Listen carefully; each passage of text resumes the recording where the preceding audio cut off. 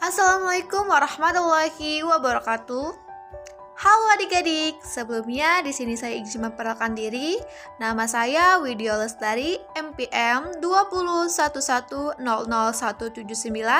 jurusan PGMI kelas E semester 3, Universitas Islam Negeri Raden Intan Lampung.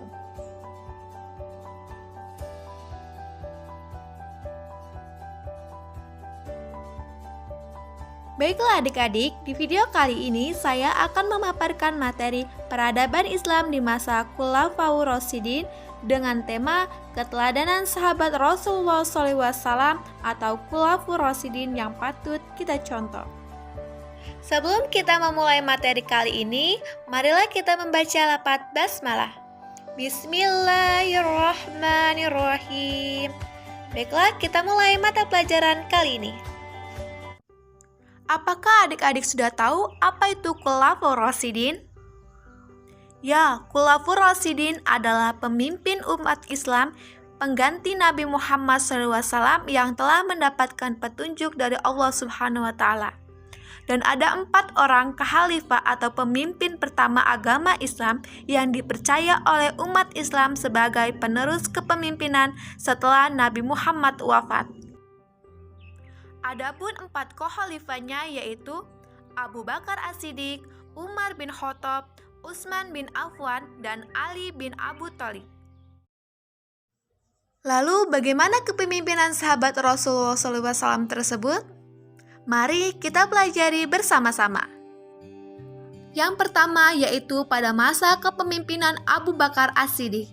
Abu Bakar adalah khalifah pertama setelah Nabi Muhammad SAW wafat.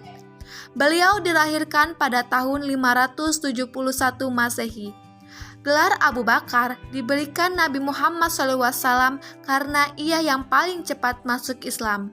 Gelar As-Siddiq diberikan karena selalu membenarkan Nabi Muhammad SAW dalam berbagai peristiwa, terutama Isra dan Mi'raj.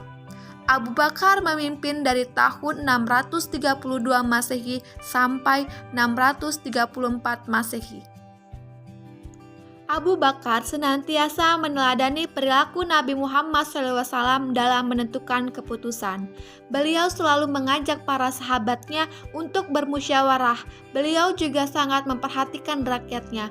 Beliau selalu menentukan rakyatnya yang kekurangan karena suatu ketika datanglah kepadanya seorang wanita kampung yang bernama Uraisah yang berkata, "Wahai Abu Bakar, apakah engkau dapat menolong kami memerah susu kambing seperti sebelum menjadi khalifah?"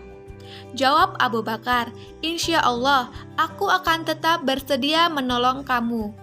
Meskipun Abu Bakar ini sudah menjadi seorang pemimpin negara, beliau tidak sombong dan masih mau memerah susu untuk rakyatnya di kampung. Yang kedua yaitu pada masa kepemimpinan Umar bin Khattab.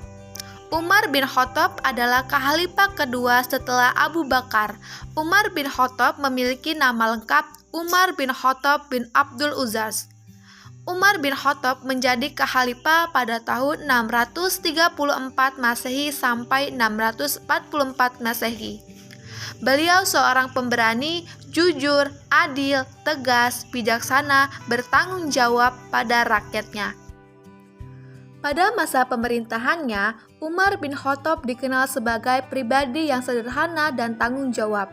Sebagai contoh sikap tanggung jawabnya yang diperhatikan atau diperlihatkan Umar bin Khattab yaitu pernah suatu saat beliau berkata ketika ia melihat kondisi jalan yang rusak, "Aku akan segera memperbaiki jalan itu, sebab aku takut diminta pertanggungjawaban di hadapan Allah Subhanahu wa Ta'ala. Nanti hanya karena ada seekor unta yang terjungkal."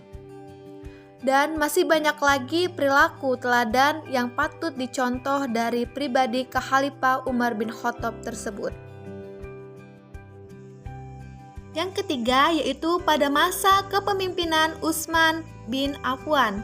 Utsman bin Affan memerintah selama 12 tahun atau dari tahun 644 Masehi sampai 656 Masehi.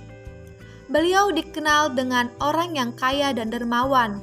Bukti kedermawanannya, Utsman bin Affan, yaitu pada masa pemerintahan Abu Bakar, beliau pernah memberikan gandum yang diangkut dengan 1000 unta untuk membantu kaum miskin yang menderita di musim kekeringan pada masa itu. Di masa pemerintahannya, Utsman bin Affan melakukan kodifikasi, yaitu menyusun atau membukukan kitab Al-Quran karena beliau khawatir akan terjadinya perbedaan Al-Quran. Kemudian beliau membentuk panitia yang diketahui oleh Jahid bin Sabit dengan anggotanya Abdullah bin Jabir dan Abdullah Rahman bin Faharis. Panitia tersebut bertugas menyusun atau menyalin ulang ayat-ayat Al-Quran dalam sebuah buku yang disebut mushaf dan diperbanyak sebanyak 4 buah dengan 1 buah kitab Al-Quran yang asli disimpan di Madinah yang disebut Mushaf Al-Iman atau Mushaf Utsmani, dan 4 buah yang lainnya dikirimkan ke Mekkah, Suriah, Basra, dan Kufah. Yang keempat yaitu pada masa kepemimpinan Ali bin Abu Thalib. Ali bin Abu Thalib adalah Khulafaur Rasyidin yang terakhir. Ali merupakan anak dari paman Rasulullah SAW, yaitu Abu Thalib, yang selalu membela dakwah Nabi Muhammad SAW. Ali bin Abu Thalib adalah orang yang paling pemberani. Hal ini sudah dibuktikan.